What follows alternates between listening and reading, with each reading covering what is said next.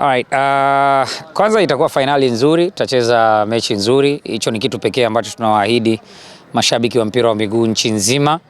Tunajua kwamba kuna watu wanatu support, kuna watu wanatuunga mkono kwa sababu sisi ni timu ya soka safi na sayansi ya mpira wa miguu. Kwa hiyo tumefika Pemba salama, tuko tayari kwa ajili ya mchezo wenyewe, na kama ambavyo mmeshuhudia tumefanya mazoezi yetu ya mwisho. Maana yake ni kwamba timu inayo utayari.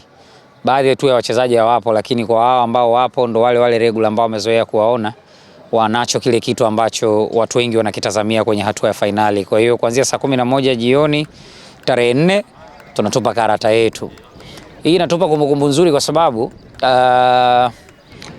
fainali ya mwisho sikucheza ilikuwa dhidi ya Lipuli Ilulu Lindi, kusini mwa Tanzania tulicheza, na ndo lilikuwa taji letu la mwisho la FA.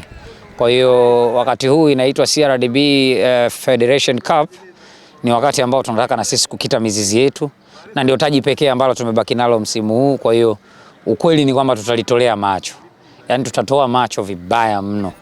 Hakuna kitu ambacho tutaacha kukitoa kwa ajili ya mchezo wa tarehe 4 wa fainali. Kwa hiyo tunawakaribisha mashabiki wetu waje kwa wingi uwanjani, wachezaji wetu wako tayari, benchi la ufundi liko tayari, uwanja kama ambavyo tumeuona uko vizuri, uko tayari kwenye hali nzuri, hali ya hewa ni nzuri kabisa.